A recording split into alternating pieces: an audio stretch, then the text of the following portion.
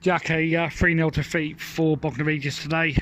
What's yours and Robbie's views on the performance today? Well, obviously you can never be happy with a 3-0 defeat because that's our third one on the road. But once again, I thought we started better than them, and we played some good attactive stuff. I thought Dan had quite a good chance early doors to go 1-0 up. But unfortunately, if you go 1-0 down with the goal that we conceded, which was not a great goal from a point of view of a team creating a great chance. It was a long 50-yard pass from a central defender, and the bloke's clean through and pops it in your net. You're 1-0 down, and you think, what's going on here? What was the minute? I don't know what the minute was. 22nd minute, something like that. 20th minute. And you think, here we've controlled 90% of the game. We look no danger, and suddenly you're 1-0 down. And when you're struggling to perform like we are, that has a major psychological problem on the team. And then we actually gifted them the second one. And, once again, unfortunately, it was a goalkeeping error, which you don't expect. And you're 2-0 down and the game's over. And the psychology of the team is affected massively. They're a young team, they're on their way, and it's not easy. You have to keep encouraging them and lifting them. And second half, I thought it was just another even Steven game. They didn't look great, we didn't look great, I accept that. But then we get a penalty. We then conceded a very sloppy third goal. It's the stats don't lie that we keep conceding goals which are not what you call wonderful bits of football by the opposition. They're self-inflicted, and the view of the players is it's psychologically destroying them, and they're struggling to come to terms with the goals we're conceding. So from 3-0 down, I thought we kept battering. I didn't think the other team was any fitter than us. I didn't think it played any more football than us. But they got their goals, and then I think the penalty just about summed up the whole afternoon, really. He slips, and poor old Dan is having a real, he's struggling for a bit of form. He's working his absolute nuts off, and, he's doing ever so well for us. Dan, I've got a lot of sympathy for Dan, but unfortunately at the moment, he can't score, and it's something you have to keep working at, and it's obviously it could get worse before it gets better. I need to ask you about the defence today, because at times it looks absolutely shocking. What was your view on the defensive performance today from Bognor Regis? Oh, well, I don't talk about it. It depends what you mean by defence, because the game of football is when you haven't got the ball, all 11 are defenders. And if you don't work very hard at the front to stopping them getting the ball forward, and you don't work very hard in midfield, that just puts an extra strain on the back four to defend.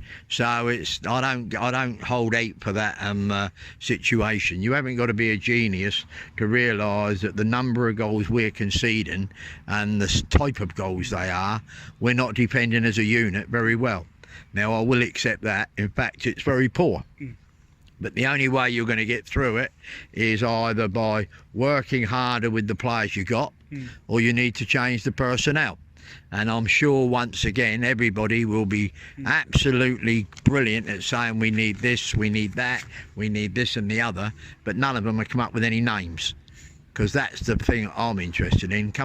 If you can name me the people that are available that will cure our ills and that are within our financial thing, then I'll be the first one that I'd like to know.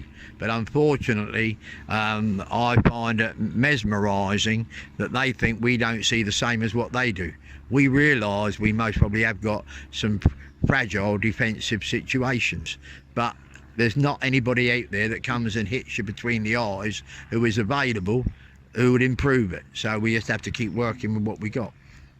You've obviously mentioned players. 2 have left the club this week, and Emmett Dunn and Terrell Mitford. Yeah. Why have they obviously left the club, and with there being 3 on the bench today for Bognor Regis? Very simple. Neither of them, in my opinion, at this moment in time, were good enough to get in the team. That's as simple as that in that respect. I think Lethbridge, Smith and Muir are 3 better players than Mitford.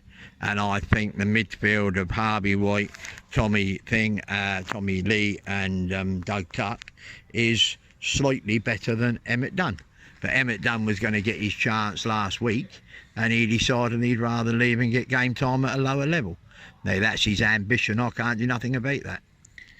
No Charlie Searle on the bench today with no substitute goalkeeper. What was the reason for that? Very simple.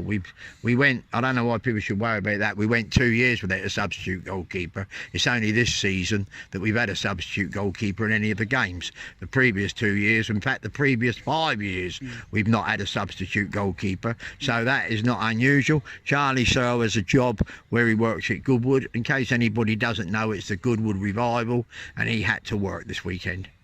Thank you for clearing that one up. It is another defeat on the road, and the fans very frustrated today. Can you understand their frustration, Jack? I can always understand fans' frustration. They want to win football matches. What I would say to them is, don't think that it doesn't frustrate Robbie and I, you know, because we're more frustrated than what they are most probably. But, you know, they have to accept where we are. You know, they have to be really honest and say, we've got a very young team. You know, and defensively, the facts of the case are that last year our goalkeeper for the previous 2 years was Dan Lincoln. He ain't there. The right back was Calvin Davies. He's not there. The right centre half was Chad Field. He's not there.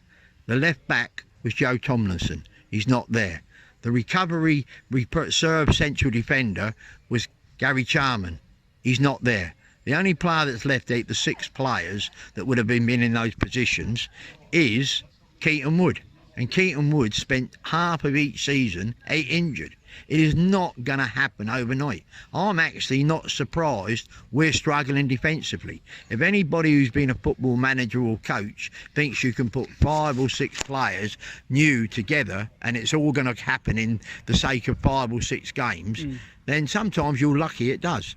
But in reality, you have to realise it takes hours of work, understanding, and there'll be some that, and one of them might have to go. One of them might not be, well, 2 of them might not be quite good enough. But you need to give them time. You can't expect it to happen in 5 minutes. We've lost 5 of our 6 defenders from last season.